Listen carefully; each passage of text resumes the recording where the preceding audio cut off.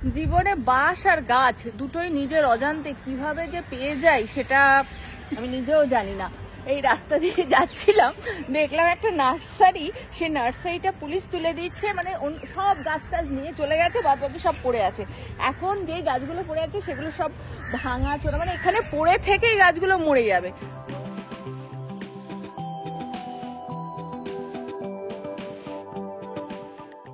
প্রথম কথা, আমি গাছ ভালোবাসি, না হলে এখানটায় দাঁড়াতামও না, লক্ষ্য করে দেখতাম না। দামি গাছগুলো আশেপাশে বাড়ির লোকেরা নিয়ে গেছে, আমি ভাঙাচোরা যেগুলো সবাই ফেলে দিয়ে গেছে, পা দিয়ে পাড়িয়েছে, সেগুলোকে আমি নিয়ে বাড়িতে যাচ্ছি। পরপর আপনাদের সব দেখাবো কি কি গাছ পেয়েছি, ঠিক আছে? ব্যস্ততম শহর কলকাতা। বাইপাসের উপরে মা ফ্লাইওভারের দিকে তাকালে বোঝা যায় মানুষের কত তাড়া যাওয়ার। কেউ বলে কংক্রিটে ঘেরা জঙ্গল, কেউ বলে উন্নত শহর, বাংলার রাজধানী। তবে আমরা বিভিন্ন দামি শপিং মল অথবা হোটেলে গেলেই এখন সুন্দর সুন্দর দামি গাছ দিয়ে সাজানো হয় তাদের বাগান অথবা ঘরের মধ্যেও ইনডোর প্ল্যান্ট দেখতে পাই।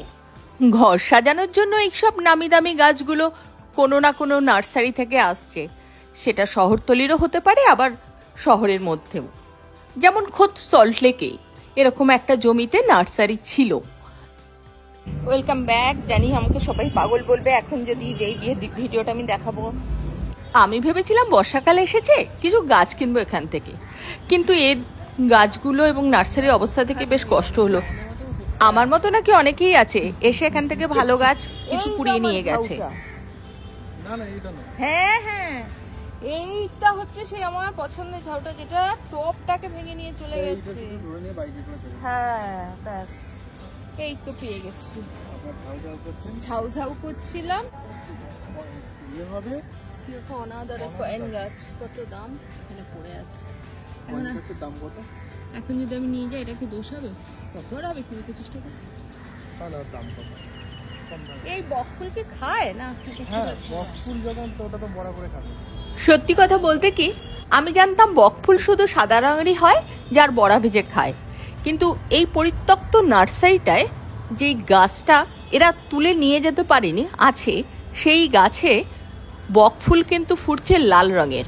আমি এর আশেপাশে মানে নিচে কোনো চারা হয়েছে কিনা খুঁজছিলাম, যদি একটা চারা পেতাম নিয়ে টবে পুঁততাম।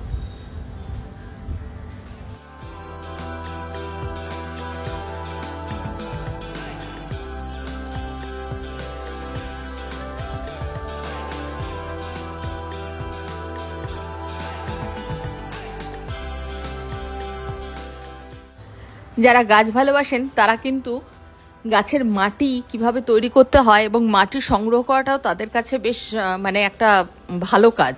তো নার্সারি বেশ তৈরি হওয়া মাটি প্রচুর টব পড়ে আছে, কিন্তু আমার পক্ষে এত কিছু নিয়ে যাওয়া সম্ভব নয়।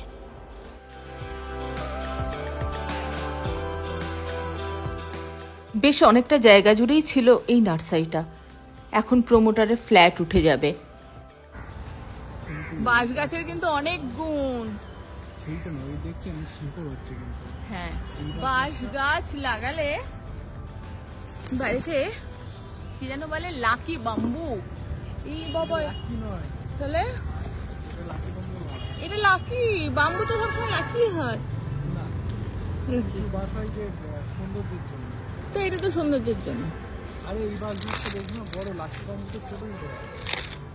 ও, এই যে এখানটা শেকড় বেরিয়েছে, এটা যদি ছিপতে পারি তাহলে আমি বাঁশও পেয়ে যাব।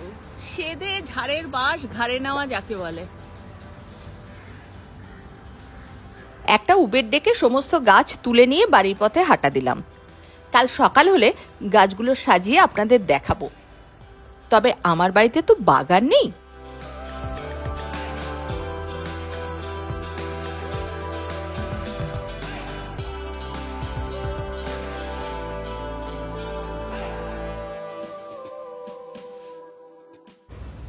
এটা কুন্দ ফুল, এটা লিলি।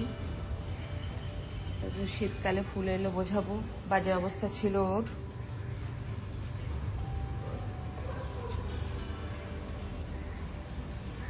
কুন্দ ফুল, এটা আমার নিজেরই গাছ। ব্লিডিং হার্ট, যদি এখন ফুল আসছে না বলে আমি একটু টেনশনে আছি। একে কুড়িয়ে এনে টবে দিয়ে, আর বৃষ্টি হচ্ছে তো সুতরাং বেঁচে গেছে পাতাগুলো, দেখছেন তো এখন বেশ হেলদি লাগছে দেখতে। এটা আমার নিজের, গত সপ্তাহে কিনে এনেছিলাম। এটার অবস্থা সব থেকে খারাপ ছিল, বাঁচবে বলে ভাবিনি। টব ভাঙা, পাড়ানো, থ্যাতলানো, উপর থেকে ডালও ভাঙা। তো আমি চেষ্টা করেছি একটু আরেকটু বেঁচে গেলে একটু সুন্দর করে কাটিং করবো। এটা স্পাইডার, এর অবস্থা খারাপ হয়েই পড়েছিল, লোকে পাড়িয়ে চলে যাচ্ছিল। এটা আমি নিজের, এটা নার্সারি, ওই নার্সারিটা থেকে আনা হয়। এইটা কি রিপোর্টিং করতে হবে আমি বুঝতে পারছি না। এটা কিন্তু আমার মাধবীলতা গাছটা মনে হয় উচিত আমার এখন একটু কাটিং করা। এটা এবছর প্রচুর ফুল দিয়েছিল, এখন একটু বিশ্রাম নিচ্ছে। ঠিক আছে, দেখা যাক। সবাই জানে কারি পাতা গাছ একটা টবেও লাগানো যায়। কারি পাতা নিয়ে আমার একটা শর্ট ভিডিও ছাড়লাম।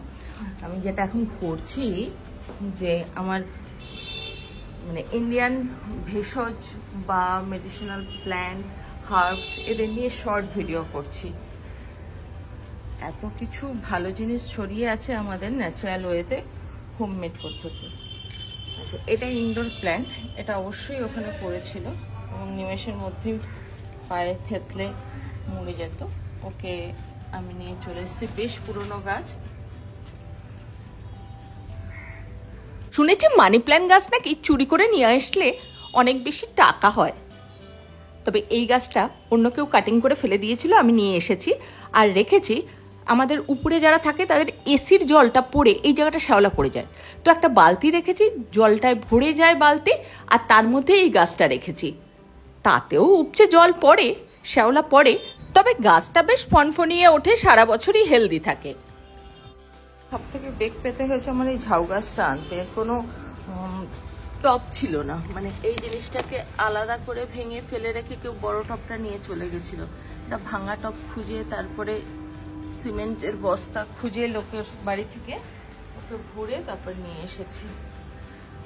ধরে বৃষ্টিতে জল পেয়েছে, ওটা পুরো শুকিয়ে গেছিল। আমি নিয়ে আসার পরে একটু প্রাণের সঞ্চয় হয়েছে। এই গাছটা লুটোপুটি খাচ্ছিল। ইনডোর প্ল্যান্ট দাম দিয়ে কিনতে গেলে কিন্তু, বিশেষ করে গড়িয়াহাটের বাজারে যদি আপনি কিনতে যান, সব গাছের দাম বেশি।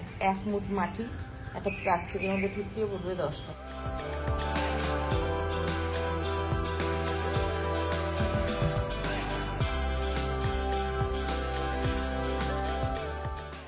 এর অবস্থা তো খুব বাজে ছিল, পুরো বংশ ঝাড় ধরে ফুসলে ফুবলে রাস্তার উপর ফেলে রাখা ছিল। এই দেখুন,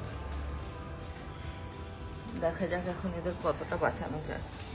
এই গাছটার টব ভাঙা, আমি কিন্তু দুটো ভাঙা টবকে জুড়ে ও যদি বেঁচে যায় তাহলে আমার লাভ। ফেলে রাখা ছিল এই কুমড়ো গাছটা, এটাকেও কোলে চড়িয়ে নিয়ে এসেছি। এই যে একটা আজওয়ান গাছ আছে, আর কিছু ছোট ছোট স্নেক প্ল্যান্ট রয়েছে, কিছু চারা বেরোচ্ছে। এটা তো জানেনই আপনারা, পাতাবাহার। তো এই হচ্ছে আমার সেদিনের এক অভিযান গাছেদের জন্য।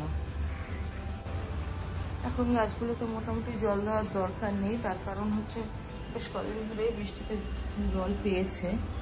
তো পুরো শুকিয়ে গেছিল আমি নিয়ে আসার পরে।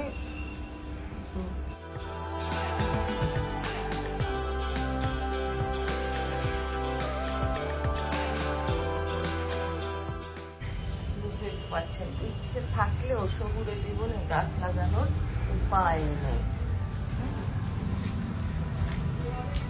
ওকে এনে একটা পুরনো গাছের খাঁচায় এইভাবে ঢুকিয়ে রেখেছি। এত সব যে গাছ এইসব করেছি, বাইরের লোককে অবশ্যই একটু লুকিয়ে করতে হয়েছে, কারণ রিয়েলি এটা তো ঠিক সাধারণের কাজ, মানে প্রতিদিনের কাজের মধ্যে পড়ে না, তো পাগলকেও ভাবতেই পারে। বাঁচানোর চেষ্টা চলবে এখন। এই ছোট গোল পাতার গাছগুলোকে কেউ বলে কয়েন গাছ, কেউ বলে ডলার গাছ। শুধু জলের মধ্যেই আমি এদের রেখেছি।